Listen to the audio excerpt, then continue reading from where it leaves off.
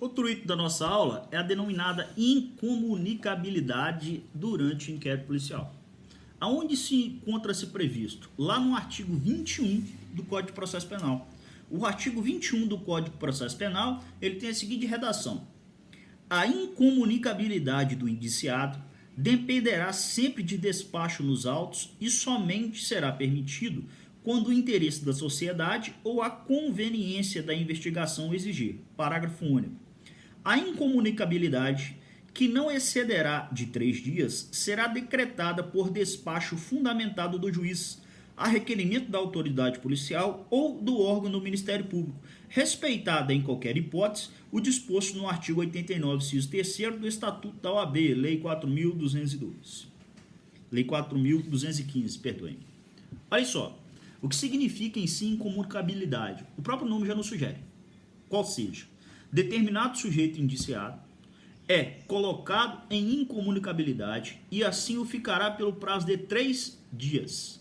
Esta deverá ser feita através de decisão judicial, tá? Não basta simplesmente a autoridade policial colocá-lo em incomunicabilidade. A autoridade policial não tem esse privilégio, não tem esta competência, pois se trata, conforme dito o dispositivo, de ato praticado necessariamente pelo juiz. E esse sujeito, durante esse prazo de 3 dias, não poderá se comunicar para com ninguém, salvo 3 pessoas. Ele pode se comunicar com o juiz competente, ele pode se comunicar com o Ministério Público e pode se comunicar com o seu advogado, já que o dispositivo estabelece que a incomunicabilidade não será oposta ao defensor constituído daquele determinado sujeito. Agora entendam o seguinte: esse dispositivo é da década de 40. Eu já disse a vocês que o nosso Código de Processo Penal, ele, da década de 40, ele está arraigado pelo sistema fascista italiano. E ele não sofreu as alterações que deveria assim o fazer ao longo do tempo. Entende-se, e aqui digo a vocês, ampla maioria da doutrina, que tal dispositivo não foi recepcionado pelo texto constitucional. E qual o argumento principal do dispositivo não ter sido recepcionado? Lá no texto constitucional, as hipóteses de estado de sítio, ela veda, ela proíbe a incomunicabilidade.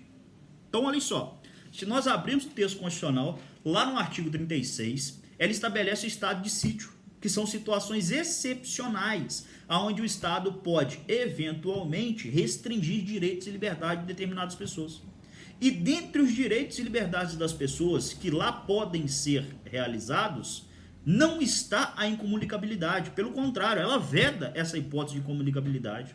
E qual o raciocínio que a doutrina faz? Ora, se num estado excepcional, que é o estado de sítio, o texto constitucional proíbe a incomunicabilidade, como é que nós podemos realizar a incomunicabilidade num estado normal de direito?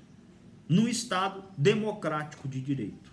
Razão pela qual, apesar de disposta no artigo 21, entende-se que a incomunicabilidade não mais se aplica no ordenamento jurídico processual, uma vez que não foi recepcionada pelo texto constitucional, já que no texto constitucional, mais precisamente no artigo 136, ela proíbe tal hipótese num estado de exceção, que é o estado de sítio. Então, não pode ser realizada num estado normal, num estado regular de direito. Apesar de eu ter que tratar com a incomunicabilidade para vocês aqui, até para explicar toda essa sistemática.